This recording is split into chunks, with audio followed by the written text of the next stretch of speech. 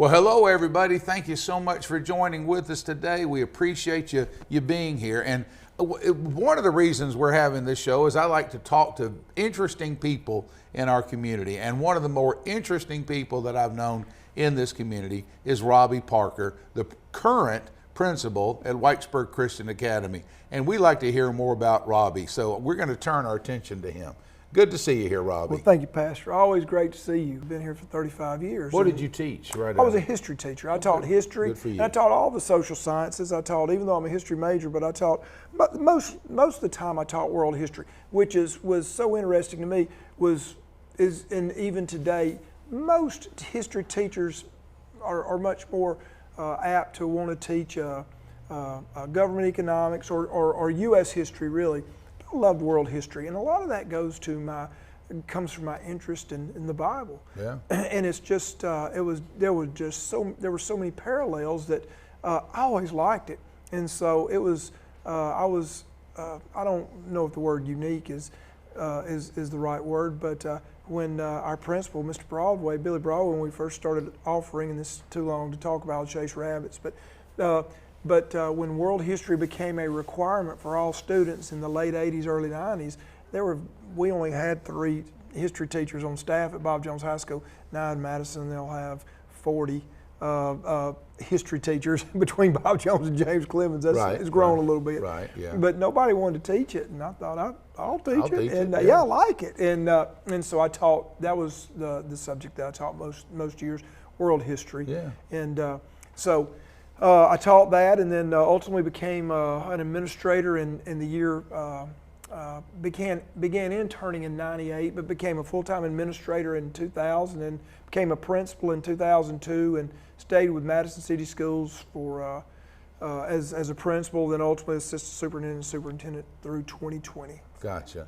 Well, I tell you, I know one thing is it was always fun, and I used to do some team chaplain work and stuff like that, but I'd always see you on the sidelines out there that just supporting the kids. Matter of fact, I've never ever seen I'm sure there's others, but I've never seen a principal quite like you as supporting the kids, showing up at events.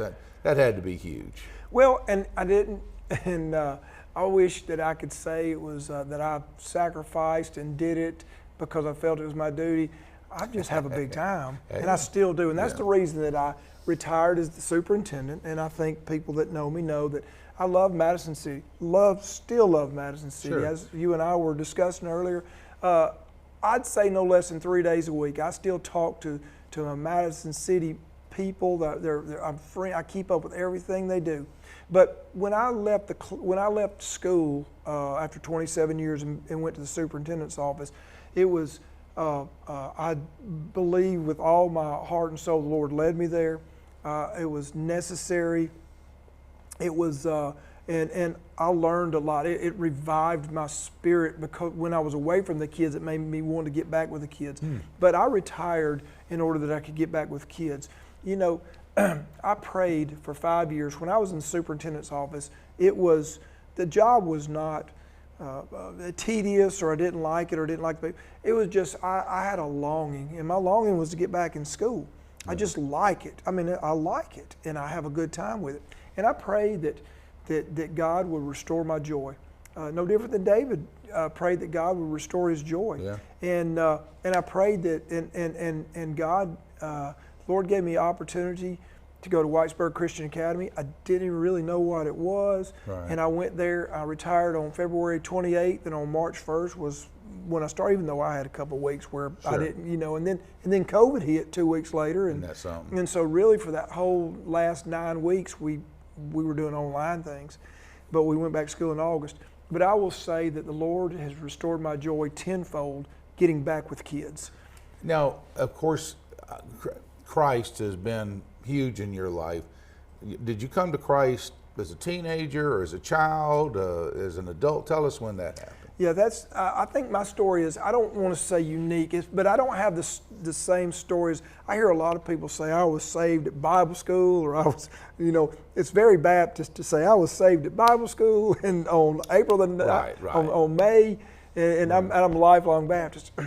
A verse in the Bible that that really pierces my heart is Titus 2:11. It says, "The glory of God is known to all men, and is known to all people." I knew my whole life. I have known, and it's not just that I knew that there was a God, but I can remember, and the Lord, I can't remember what I ate for breakfast an hour ago, right. But I remember even being in my backyard, and I had to be 3 or 4 or 5 years old, and I just remember. And I don't even know I can't verbalize it, but I knew. And I knew that there was a God, and I knew that He was calling me. And it's hard to explain, but I knew it, and I've always known it. And so I came to Christ, and I was saved and I can't tell you the age. And I asked, my parents could tell, but I don't know. But I was young, and I've always been a follower of Christ, and I've not always, and still don't always do the right thing. So for me to say I've always been a follower of Christ, but well, that's a refreshing answer, because there's lots of people. There's lots of people out there that you say, well, when were you born again? Right. Well, and like you said, a lot of folks. Well, I was August 11th, 1979. Right. Whatever it is, at 2:30 p.m. Right. Well, there's tons of people, and I've dealt with tons of people over the years that they don't know that, and they wish they knew exactly what the moment. Hey, Ruth Graham, Billy Graham's wife, didn't know the day of her salvation. I didn't know that. Yeah. And I mean, here's Billy Graham, who was the greatest evangelist that we've ever known. Right. And talked about coming forward and doing that, and his own wife didn't know for sure because. And I don't feel like I ever truly came to Christ till my sophomore year in college. However, I will say this: I don't know, as a little boy, when you're 5, 6 years old, I don't know how in the world you look at a hummingbird and think there is no God, or a beautiful sunset or a sunrise, and all those things. How do you do that? Right. But so I'm glad that God gave you a tender faith. Well, He did, and when I ultimately made a profession of faith, I was 10 or 12 years old. Sure, I don't remember the exact age, and was in church like many young people are, and my parents had me in church all the time. But I do remember, and I can't tell you the exact day, where I asked Christ when I knowledgeably understood what I was asking, right. And asked Christ, "You lead me and guide me. I want to live for you. I want you to live in my heart." And I do recall when I was clear and went down, and of course I made a profession of faith in my church, and so I've been a follower of Christ for many years. Like I said, I couldn't tell you the exact day, but and I've also, preacher, I will tell you that and you didn't ask me this, but I've got to tell this part of the story. I tell young people all the time. People don't know what they want to do in life, and just as a principal and an educator, I'm so thankful that I unequivocally have known since I was about 19 years old what God wanted me to do. Yeah, sure. I mean, God called me as clear as I'm talking to you right now. Right. God called me and said, "I want you to be a school teacher," and I will tell you. And I understand in the Bible when it says, "And I was sore afraid." I don't even really know what that means, but when I see that, S-O-R, it's sore afraid. I thought, I know what that means. That's right. Because when God called me to teach, I remember breaking out in a cold sweat, thinking, how can you do that? Yeah. But anyway, I'll tell that story later if that's what you want to talk about. But I'm thankful that the Lord, that I unequivocally know what God wants me to do. Well, I'm a pastor, I'm a preacher, and we stand up and teach the Word of God, and so we influence people, no doubt about it. But I've always said, and I believe it, and I've heard it, and I believe this with all my heart. There's no folks in the world that affect young people greater than teachers and coaches. I mean, it's just huge, and so knowing that, and of course, and I don't mean to be dismissive. I don't, because we all know that our world is in a mess, right about now. But then again, even when I was growing up in the '60s, it was in a mess then. Sure. And and it was a mess. So we're always worried about that. But being around kids, what do you think they need to hear more than anything else? What do you think? Because when you've been in a high school or whatever, there's always this crowd, and then there's this crowd and this crowd. What have you spoken into kids' lives more than anything? Well, it's interesting you say that. Our headmaster, who the Lord's blessed me with having a wonderful leaders always, all the way from I can name many, Billy Broadway and Sam Rabokas, and all those. Yeah. And then, of course, Dr. Fowler, Dees sure. Fowler, who's one of my favorite humans on there, Dr. Clark. But I'm around one of and I say this with respect to all the people I've ever been around, maybe the wisest man I've ever worked for, a man named Jerry Reeder. And Mr. Reeder is and you think, and I went there, and I had my chest stuck out. I'd been superintendent of education. I know everything. You know how that is. I know it. I've seen it all, done it all. And Mr. Reeder, who was never a formal educator, was a pastor, has done a lot of different things, fought in Vietnam, just turned 74 years old. He's one of the wisest men I've ever been around. And I'm so thankful the Lord led me to him and he mentors me every day just through his leadership. And but I've heard him say this before, when people talk about how crazy the world is, he said, when I came home from Vietnam, I got into a bus that was an armored bus. And he said, I'm paraphrasing. Yeah. He said, I thought I got on that bus just because it was maybe, it was just one that they had left over. They were just going to take us in. Right. He said, they put us in it because people were throwing rocks at us when I drove. And I think he landed in San Francisco. He's from Faulkville, Alabama. But he said, after I've been in Vietnam for 2 years, he said, they're throwing rocks at us. And that's why it was armored. He said, so to say the world's crazier than it's ever been, he said, I've seen crazy. Yeah. So no, the world's not crazier than it's ever been. And God was in control then. God's in control now. And so anyway. Well, that's a great statement, and it's just the truth. But what would you say? What do you think a kid needs to? I mean, if let's say 4 years at Whitesburg Christian Academy, 9th through 12th grade. Right. If you can impart other than salvation, other than Christ, right. Which is basic for everything. But what would you want to speak into that child more than anything else? I think Jesus was asked, what's the greatest commandment? And the greatest commandment, Jesus said, and I'm paraphrasing, was love God with all your heart. That's what I want to speak to him. But 1A, now I'm not even going to say, I'd say at least 1A. Yeah. But number one, love God with all your heart. But love your neighbor as yourself. And I think for people that want to be impactful for Christ, Christ has to shine through them. And I think the greatest way that Christ can shine through people is to love your neighbor, care for somebody. And that don't mean that everything's joyful and okay all the time. And you say everything you do is okay, because the Bible says things aren't okay. And we have to speak the truth. But we also have to love our neighbor. And I think that's the thing, because, listen, I'm going to tell you, Whitesburg, 100% of our 100% of our kids are matriculating to college. We just had over $4 million offered to 44 kids. So we're talking, what's that? 100,000 plus each. That's average.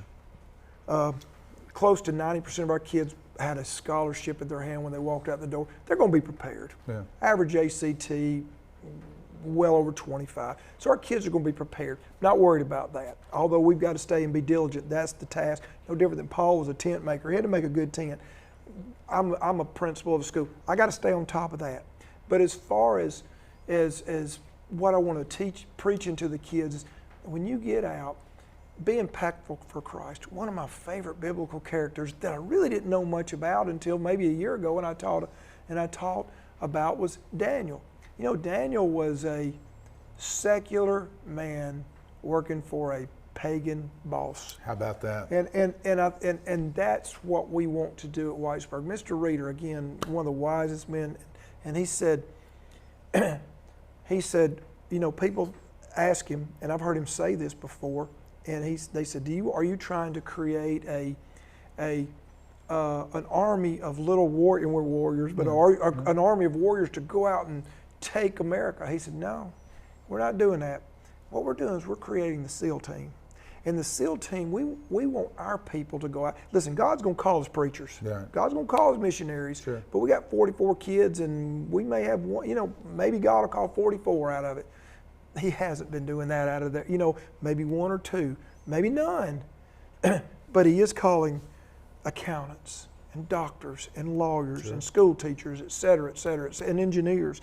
And we want our people to go out into the world, into the secular world, no different than Daniel did, and have impact for Christ in our world.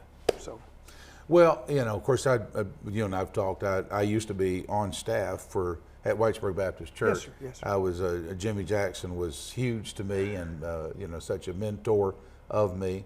And it's amazing because I remember us talking about this way back in the '80s. And to see the impact that the school has made in the community, and it's just wonderful. And then to go out and be blessed to have you come along and make that. Of course, and you're just like me. You're just like anybody else.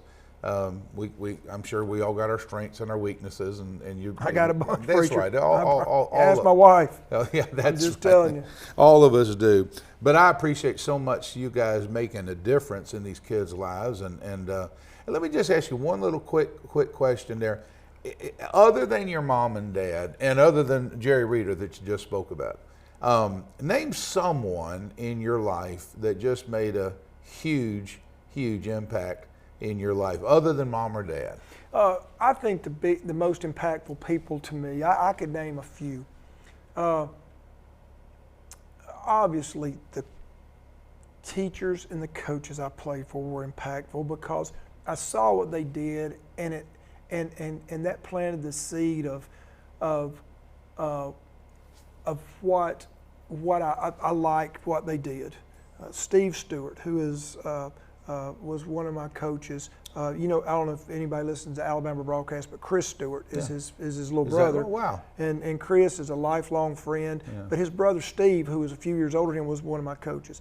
I loved Steve Stewart, and I wanted to be Steve Stewart. How about that? I wanted to be Steve Stewart, and other coaches that were godly men, Barry Jones, and then my college baseball coach, a guy named J.T. Haywood, who I was just talking about yesterday because I was at Sanford. But Coach Haywood, who has a building named after him at Sanford, Coach Haywood was he was a godly man, and he didn't preach to us every day. He was a godly man, but he just gave of himself to us, and I realized it then maybe a little bit. I really realized it yesterday. But somebody else who was impactful to me, and I want to say this, Brother Dees, you have been so impactful to me. You were on the sideline with us at our football games. I'm going to tell you, the 10 years I was there, I don't know, I'm not going to say 100%, but I'm going to say 99.9. I don't know that you ever missed one, but maybe you did, so I don't want to over-exaggerate. But I don't remember you missing any ever, rain, shine, cold, and we're a godly man. Nothing in return. You were giving of yourself. You were loving your neighbor. And you were very impactful, and that's why anytime John Dees calls on speed dial, you get first ring with me. But another man that I really want to talk about is a guy named Richard Hendricks, who was my pastor at Madison Free Will Baptist, and Brother Richard and Sister Carolyn, his wife. They were so, I would not. They spoke confidence in me through the Lord to say, you got to teach the class. You can get up here and preach a sermon. I'm a layman, but they said, you're going to speak, and God has laid on my heart that you can do this. And I'll almost get emotional, but Carolyn Hendricks told me when I was 25 years old, you're going to be the superintendent. Wow. I didn't know that I was going to be the head coach. I just wanted to be the head. That's true. I want to be the head coach. Yeah.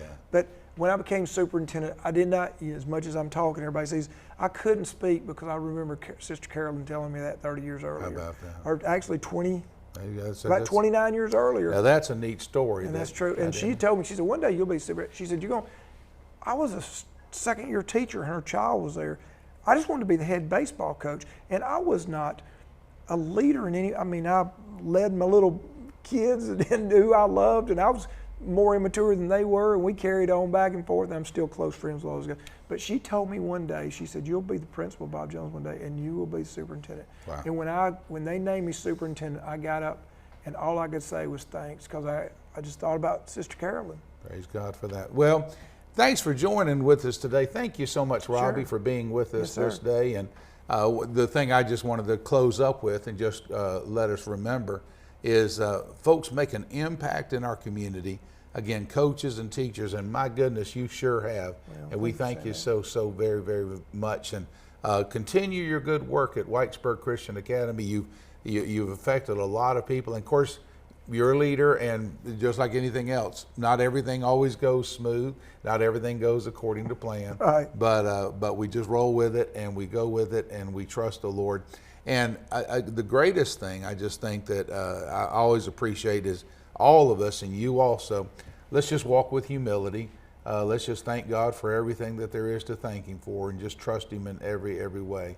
And I look forward to however many years the Lord still has for you to touch people, touch young people's lives, and touch a whole lot of other folks out there. So let's just keep on keeping on. But anyway, thank you all so much for joining with us today. We appreciate it, and we'll see you next time. God bless.